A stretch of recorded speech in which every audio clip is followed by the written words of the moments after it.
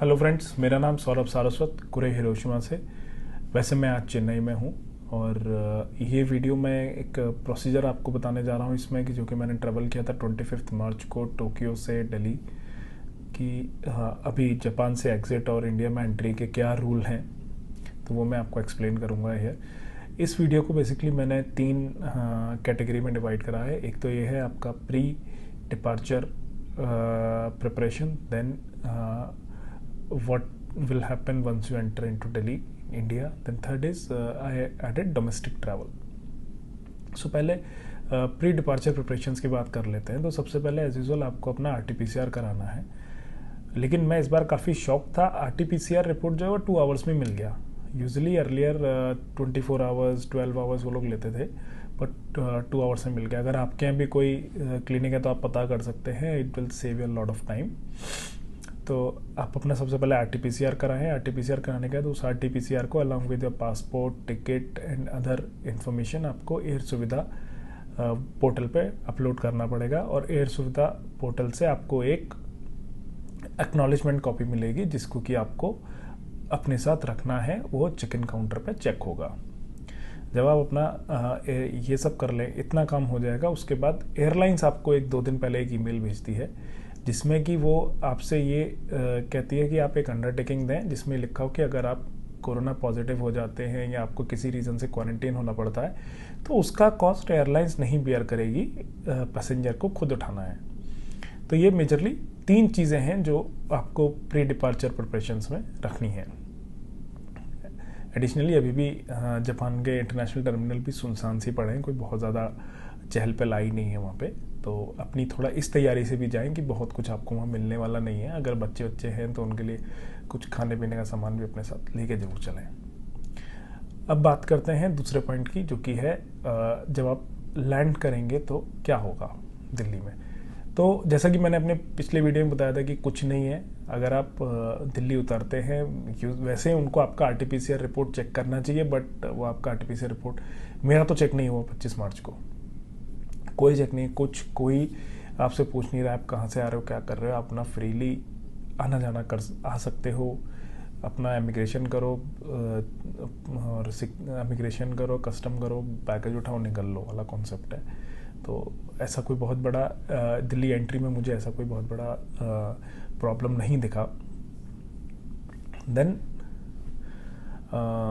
Third point जो मैं आपको बताने वाला था, जो कि था डोमेस्टिक ट्रैवल का। तो डोमेस्टिक ट्रैवल भी मैंने बीच में दिल्ली चेन्नई 3-4 बार करा है अभी तक, तो उसमें भी कोई ऐसी रोकथाम नहीं है। लेकिन उन्होंने एक वो स्टैंडर्ड रूल बना दिया है कि अगर आपके पास वैक्सीनेशन सर्टिफिकेट है तो आपको RT-PCR की ज़रूरत नहीं है, लेकिन उसको भी कोई चेक नहीं कर रहा है।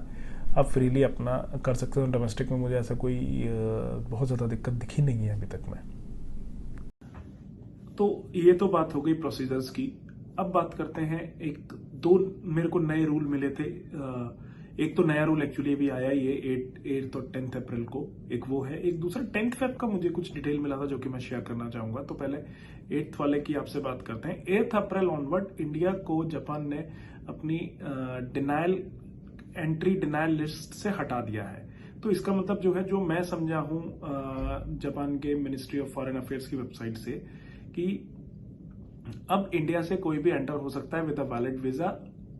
Only tourist are not allowed as of now. पहले कुछ कैपिंग थी एंट्री पे, स्पेशल जिनके पास स्पेशल सर्कमस्टांसेस हैं या जो उस स्पेशल कैटेगरी में आते हैं वही एंटर हो सकते थे। अभी कोई भी आ सकता है apart from tourist, should have a valid visa. And मेरे को लगता है वीजा भी अब स्टार्ट हो चुके हैं, तो लोग अपना वीजा अप्लाई कर सकते हैं। 10 अप्रैल ऑनवर्ड जो इंडिया की वैक्सीन है कोवैक्सीन, उसको अप्रूव कर दिया है जापान गवर्नमेंट ने। तो अब उसका मतलब ये है कि जो भी पैसेंजर 11 अप्रैल ऑनवर्ड आएंगे वो, और जिन्होंने कोवैक्सीन लगवाई हुई है, जिनके पास कोवैक्सीन का सर्टिफिकेट है उस टाइम पे, वो कंसीडर करे जाएंगे एज अ वैक्सीनेटेड ट्रैवलर्स। तो इसका उनको बेनिफिट ये मिलेगा जो कि गवर्नमेंट ने 1 अप्रैल से नया रूल निकाला था क्वारंटाइन पीरियड को शॉर्टन करने का, बेस्ड ऑन द वैक्सीनेशन और based on the country they are travelling. उसमें इनको बेनिफिट मिलने वाला है, इनका क्वारंटाइन पीरियड शॉर्टन या बिल्कुल निल होने के लिए। मैंने जो ये 1 अप्रैल को रूल चेंज हुए थे, इसके लिए मैंने एक सेपरेट वीडियो बना के डाला था, उसका लिंक मैं नीचे डिस्क्रिप्शन में दे दूंगा। उसको आप रेफर कर सकते हैं अपना इंडिविजुअल केस समझने के लिए। अब बात करते हैं एक और रूल की, जो कि RT-PCR किड्स के लिए क्या है। ये 10 फरवरी का रूल है, और ये रूल जो स्पेसिफिकली मैं आपको बता रहा हूं, ये इंडिया एंटर होने के लिए है। जापान के लिए मुझे ये रूल है कि नहीं है पता नहीं है। इंडिया के लिए मैंने कहीं से देखा था 10 फरवरी का एक आर्टिकल में कि 5 साल तक के बच्चों के लिए RT-PCR रिक्वायर्ड नहीं है। मैं इसका भी आर्टिकल का लिंक नीचे डाल दूंगा, लेकिन मैं आपको यही एडवाइस करूंगा, अगर आपके पास 5 साल की उम्र तक का किड है तो प्लीज आप एक बार एयरलाइंस में फोन करके जरूर पता कर लें कि RT-PCR जरूरत है कि नहीं है। क्योंकि अगर RT-PCR जरूरत है तो आपको कराना पड़ेगा, और अगर नहीं जरूरत है तो कोई प्रॉब्लम नहीं है। ये 2 इन्फॉर्मेशन एडिशनल थी जो मैं आपको देना चाहता था। अब आगे की कहानी ऐसी है कि आज है 14 अप्रैल, मैं वापस फ्लाई करने वाला हूँ 19 अप्रैल को जापान। 19 को फ्लाई करूंगा, 20 को पहुंचूंगा। तो नेक्स्ट वीक मैं आपको अपना रिटर्न जर्नी का वीडियो एक बनाऊंगा कि क्या रहा, कैसे हुआ, जो कि मुझे लगता है थोड़ा डिफरेंट होगा जब इंडिया एंटर होने से। So please stay tuned, please do like, subscribe my channel. Thanks for watching this video. Thank you.